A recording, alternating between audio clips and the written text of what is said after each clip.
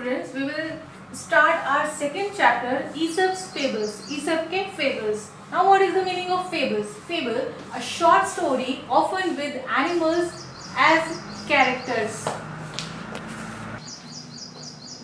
Now we'll start. Fables are short stories that have a moral or message for us. Fables एक छोटी सी कहानी होती है जिसमें हमको एक moral मिलता है, एक message मिलता है. Something to learn and keep in mind as we grew up. और जैसे जैसे हम बड़े होते हैं तो हमें कुछ अपने माइंड में रखने के लिए मिलता है, एक ऐसी चीज जो हमें जिंदगी भर काम आती है या हम जिंदगी भर याद रखते हैं. Most of the fables have animal characters who think and act just like a human being.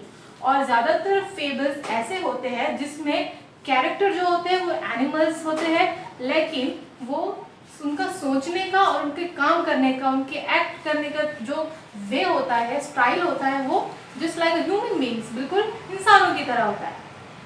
It is believed that many of the fables were first told by a wise person called Aesop.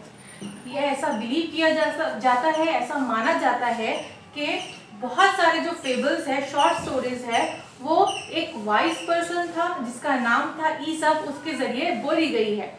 ईसप lived 100 of years ago in a country called Greece. ईसप आज से 100 साल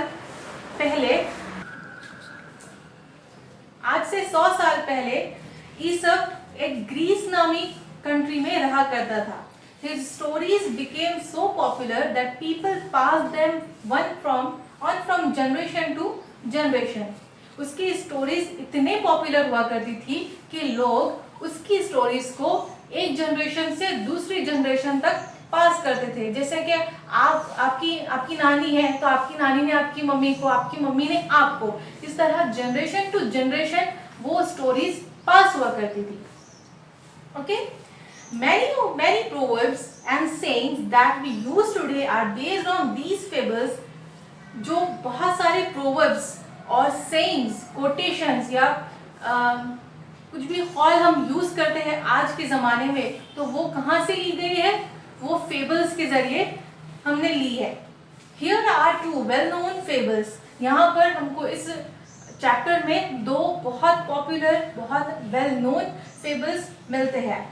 So we will start our first fable named The Stag at the Pool. Stag, a male deer, एक हिरन जो कि mail है, ठीक है. One day a beautiful stag came to a pool of clear water. एक दिन की बात है कि एक बहुत खूबसूरत स्टैग एक पूल के पास आता है जिस पूल का पानी बहुत ज्यादा साफ होता है. As he bent down to drink, जैसे ही वो पानी पीने के लिए झुका, he saw his own reflection in the water. उसने क्या देखा? उसने उसका खुद का रिफ्लेक्शन देखा. कहाँ पर? पानी में. He was delighted with what he saw. और जो उसने पानी में देखा, यानी कि उसका रिफ्लेक्शन देखा, कहाँ चल रहे थे? और जो रिफ्लेक्शन उसने पानी में देखा, अपने आप को जो रिफ्लेक्टेड होते हुए उसने पानी में देखा, वो उससे बहुत ज्यादा खुश था. Instead of drinking water, he kept looking at his own reflection. और पानी पीने के बजाय वो बस अपने रिफ्लेक्शन को ही देख रहा था. How handsome I look, he said to himself. मैं कितना खूबसूरत दिखता हूँ, उसने अपने आप से कहा. How beautiful are these curving antlers. Antlers, horns that grow on the head of a male deer. Horns, सिंग. एंटलर्स किसको कहते हैं? सिंग को कहते हैं, जो हेड के ऊपर ग्रो होते हैं, बढ़ते हैं, ठीक है. How beautiful are these curving antlers. और क्या कहने लगा कि ये जो एंटलर्स है मेरे, ये कितने ज्यादा ब्यूटीफुल है, खूबसूरत है. How they add to my beauty, how graceful they look. वो मेरी खूबसूरती में कितने मतलब चार चांद लगाते हैं. How graceful they look, they are looking very graceful. Then he moved nearer and saw his leg reflected in the pool. फिर उसने क्या किया? वो और थोड़ा पानी के करीब गया. तो जब वो पानी के और ज्यादा करीब गया तो क्या देखता है कि उसके जो पैर है अब वो रिफ्लेक्ट हो रहे हैं। पहले हम उसका सिर्फ फेस और उसके एंटलर्स रिफ्लेक्टेड हो रहे थे, लेकिन अब जब वो पानी के और नजदीक गया अब उसने उसका किस चीज का रिफ्लेक्शन देखा, उसके अपने लेग्स का। He was quite disgusted. Was quite disgusted. वो बहुत ज्यादा निराश था, सैड था। Look at my legs. उफ, they are so ugly. और क्या कहने लगा कि मेरे पैर देखो, उफ, ये तो बहुत ज्यादा बुरे हैं, गंदे दिख रहे हैं। All spindly with small feet. Spindly, very long and thin. और क्या सोचने लगा कि मेरे पैर कैसे हैं, बहुत लंबे हैं, बहुत छोटे हैं, और उसके जो पैर हैं नीचे के वो भी बहुत ज्यादा स्मॉल है, छोटे हैं। How I wish that nature had given me legs worthy of my stately antlers. क्या कहने लगा कि काश कुदरत ने मुझे इतने खूबसूरत लेग्स दिए होते जितने खूबसूरत मेरे एंटलर्स हैं। Page number 3, first para. As he was brooding in this way, brooding, thinking sadly for a long time, यानी कि बुरे ख्याल करना एक long time तक, लंबे अरसे तक। As he was brooding in this way, जैसे वो इस तरह सोच रहा था, the stag heard an arrow going swish across the pool. और उसने क्या सुना कि एक arrow swish means तेज रफ्तार की आवाज। जैसे तीर चलती है तो उसकी जो आवाज आती है ना, उसको स्विश कहते हैं। तो वो जो एरो चला तो उसने उसकी आवाज सुनी पूल पर। At the same time he picked up the scent of hunters. और उसी वक्त उसने क्या किया, हंटर्स की स्मेल सूंघी। हंटर्स शिकारी, जो शिकार करते हैं, उनकी स्मेल उसने सूंघ लिया। उसको पता चल गया कि यहाँ पर शिकारी आ गए हैं। किसको शिकार करने के लिए? मुझे शिकार करने के लिए। With a quick turn, he bounded away. Bounded away, जोर से छलांग लगाना। क्या किया उसने? बिल्कुल पीछे पलटा और जोर से छलांग लगाई, क्योंकि उसको मालूम था अब मैं शिकार होने वाला हूँ, इसलिए वो भागने लगा, जोर जोर से छलांग लगाने लगा। His legs carried him swiftly into the forest. उसके जो पैर है उसने बहुत आरामी से, बहुत आसानी से उसको कहाँ लेकर चले गए? फॉरेस्ट में, जंगल में। The hunters were hot on his trail. Hot on his trail means very close to him. जो hunters थे, जो शिकारी थे, वो बहुत ज़्यादा उसके करीब थे। But they were no match for his speed. लेकिन वो hunters इतने करीब होने के बावजूद भी हिरन का मैच नहीं कर सके। Soon the stag left the hunters far behind. और जल्द ही स्टैग ने क्या किया? हंटर्स को बहुत ज्यादा पीछे छोड़ दिया। Safe and out of the hunters' reach, the stag slowed down.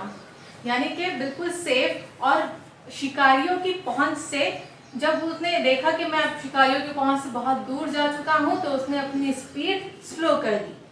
Suddenly, without realizing it, he walked into a thicket. Thicket यानी कि thicket उसको कहते हैं जहाँ पर जो पेड़ पौधे हैं वो बहुत ज्यादा नजदीक हुआ करते हैं, उनके जो ब्रांचेस हैं वो बिल्कुल एक दूसरे में मिले हुए नजर आते हैं, तो उसको बोलते हैं thicket. Suddenly, without realizing it, he walked into a thicket. और बिना जानकर यानी बिना रियलाइज कर वो कहाँ चले गया? बिल्कुल एक thicket में चला गया। There were trees with strong branches growing close together. वहाँ पर जंगल में क्या था? ट्रीज थे, झाड़ थे, जिनके ब्रांचेस जो थे वो बिल्कुल क्लोज थे एक दूसरे से। And alas, the same antlers of which he was so proud got caught in the thick growth. और क्या हो गया? alas, alas यानी कोई सैड चीज होती है तो हम ये एक्सक्लेमेशन यूज करते हैं। alas, the same antlers of which he was so proud got caught in the thick growth. और जिस एंटलर्स पर वो फख्र कर रहा था, वही एंटलर्स बिल्कुल ब्रांचेस के अंदर, thicket के अंदर फंस चुके थे। The stag tried to shake himself free. अब क्या करना शुरू किया स्टैग ने? बिल्कुल वो जब उसके एंटलर्स जो फंस चुके थे झाड़ों के अंदर, ब्रांचेस के अंदर, वो शेक कर रहा था, बिल्कुल अपने आप को हिला रहा था कि ताकि वो जो एंटलर्स फंसे हुए हैं वो निकल जाए। But the more he struggled the more entangled his antlers got in the branches. लेकिन जितनी ज्यादा वो कोशिश करता अपने आप को उस थिकेट से, उस ब्रांचेस से पीछा छुड़वाने की, लेकिन उतनी ज्यादा वो उसमें फंस जाता था। Once again, the stag could hear the hunters drawing close. अब फिर से स्टैग ने क्या सुना कि जो हंटर्स है, जो शिकारी है, अब उसके और नजदीक आ रही है। And grew afraid. और वो उसको अब डर लग रहा है। क्यों? क्योंकि जो उसके एंटलर्स वो बिल्कुल पूरी तरह से ब्रांचेस में फंसे हुए, वो निकल नहीं पा रहा है, और जो हंटर्स है अब बस उसके करीब आ रहे हैं। At last, बिल्कुल आखिर में, with great difficulty he managed to free his antlers and bounded away. और आखिरकार उसने ये मैनेज किया बड़ी मुशक्कत से, बड़ी डिफिकल्टी से, कि उसने अपने एंटलर्स को ब्रांचेस से छुटकारा पाया और बिल्कुल ऐसे छलांग लगाकर वहां से चला गया। I realize now that my ugly feet saved my life. और क्या कहने लगा वो लास्ट में कि आई रियलाइज नाउ, अब मुझे ऐसा रियलाइज हो रहा है, अब मुझे ऐसा महसूस हो रहा है कि जो मेरे बुरे अगली जो फीट थे, पैर थे, उन्होंने ही मेरी जान बचाई। I was so proud of these handsome antlers. मैं बहुत फख्र महसूस करता था अपने ब्यूटीफुल एंटलर्स पर। But they would have been the cause of my death. लेकिन वही मेरी मौत की वजह बनी। Very often now we are having a message we are getting here is that very often we dislike the very things that are most useful to us. It is the message and it is the moral of the story is that अक्सर हम उन चीज़ों को बुरा भला कहने लग जाते हैं जो चीज़ें हमारी ज़िंदगी में बहुत ज़्यादा यूज़फुल होती है। Thank you.